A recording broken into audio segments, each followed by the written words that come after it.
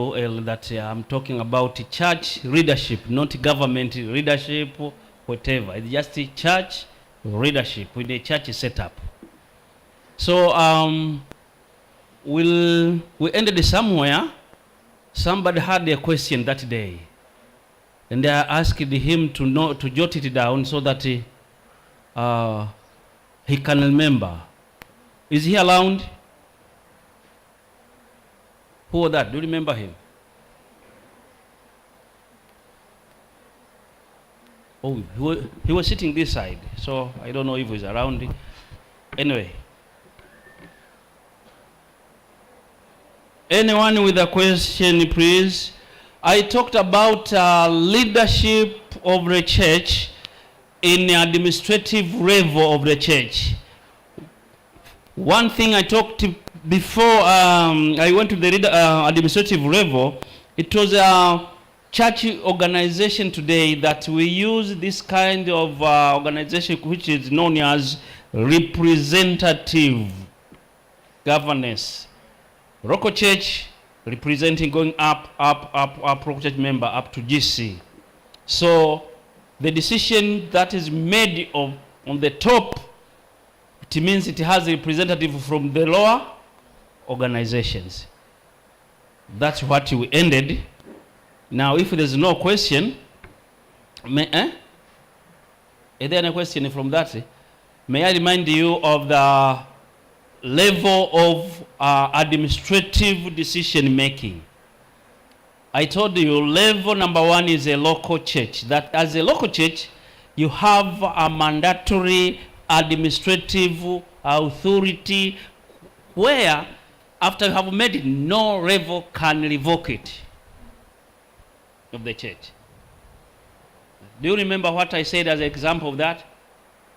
Like accepting one in a membership, church membership, or removing. No other level has that authority except church member of the respective local church. Are we together, church? Yeah, that's your power. Even right now from a church, I'm a member of Masaki. I have messed up.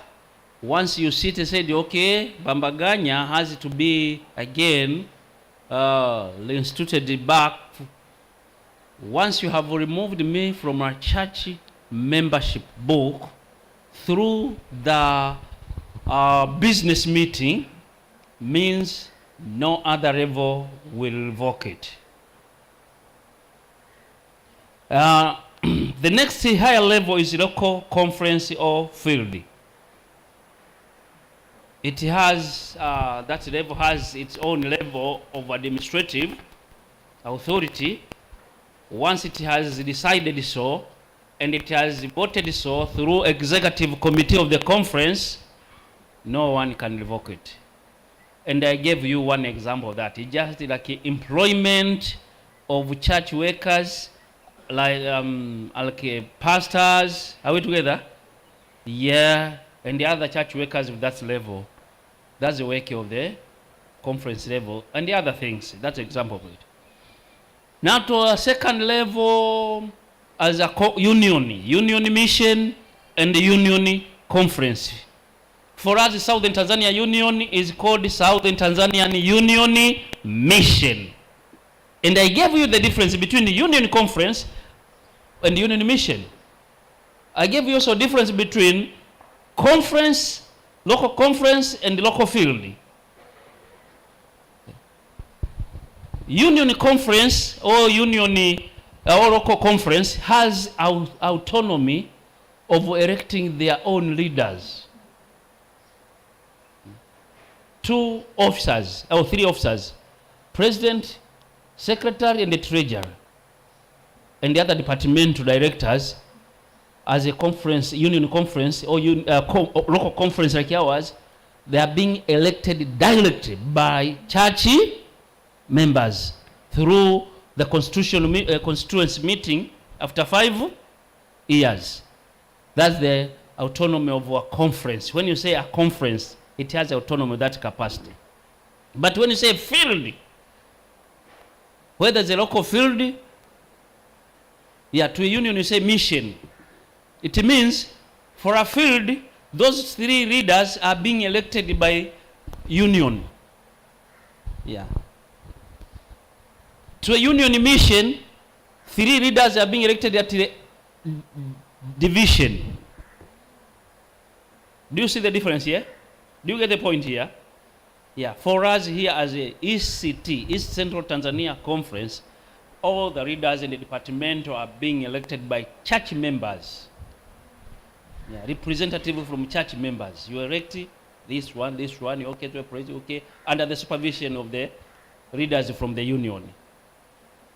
But for a union mission like ours, those 3 leaders, we say the Elder Kundayo, the executive secretary and the treasurer, are being elected by the division. Just union will be will elect just the departmental directors. But for Northern Tanzania Conference, we call it NTCU, all the leaders and the department of the union are being elected by members. Do you get me? Is it clear? Is it clear? No? What? Where have you lost it? In a bush or near a river?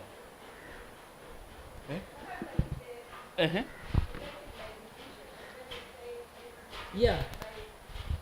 The difference is autonomy of the level. If you reach a point of being called conference, your status now changes with so many things. I'm just giving you some examples which is simple to be understood.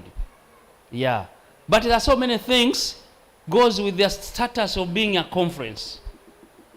But when you say a mission for a union, it means there are some things which you are not allowed to do. You are like a baby waiting to be instructed, to be given somebody to guide you. Okay? Yeah. For us as a ECT, it means we don't receive any assistance, money assistance from union. Because you say I'm a conference means you are financially stable to sustain yourself. Okay?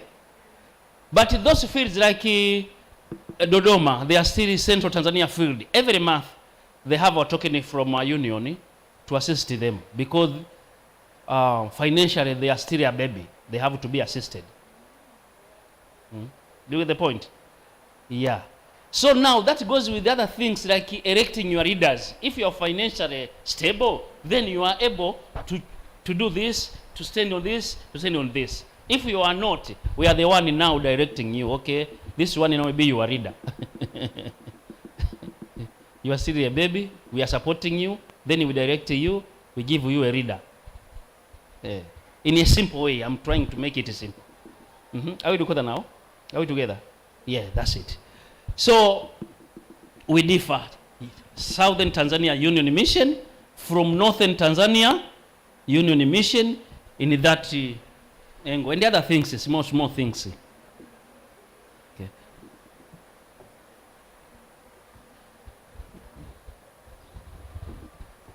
Okay, let me now jump to another topic because I have a few minutes and today is my last local church officers and the organizations. All of these are being found in the church manual. How many has got church manual? Oh, 1, 2. You know, this is written Seventh Adventist church manual, not elders manual. Elders have their own elders manual. Deacons, they have deacons manual, directive. And this is the church manual. You have, I don't know which word to use, because our church members, you have to read this church manual to know how to operate, how things are being done, okay? Yes. Please, just 9,000 Tanzanian shillings. 9,000 Tanzanian shillings. They are there at the office, UPHA, HHES, and whatever. You buy it, you read it. It will help you. My elder. Yeah. It's better to know what is going on, how the church is being operating things. Now, Let me go to this topic, local church officers and organization. You know what? As I told you, this is a church leadership, and when we come to local church leaders or officers in the organization, we are talking about spiritual leaders, not political leaders. That's the difference. Yeah.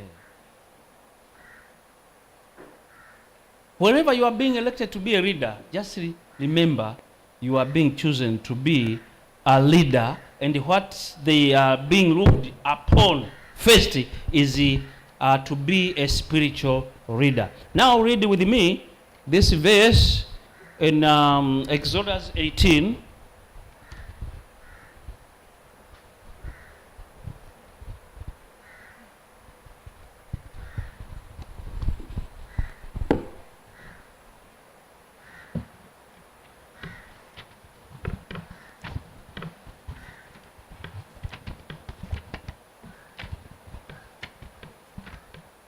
Just a minute.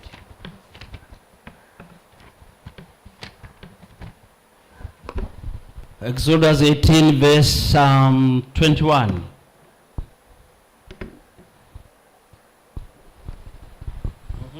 Anyone can read over there? Yes? Do you have verses to Mike, please? Exodus 18 verse 21. It says, moreover, you shall select from all the people able men, such as fear God, men of truth, hating covetousness, and place such over them to be rulers of thousands, rulers of hundreds, rulers of 50. That is the general qualification. God, general qualification. That's the moral and the religious fitness. You shall elect from all the people able men. That's qualification number one. Men. Don't choose anybody for a church officer, please. Choose somebody who is able to read. Hallelujah. Yes, he is able. You see, this one can take us from one point to another. Just not for granted. No, please. You know, some of our churches suffers because they just choose for the sake of choosing. Yeah. Especially to the position of a church elder. There are some positions very sensitive. Church elders, treasurer, church clerk, deacon and deaconess. Okay? That's a sensitive part of our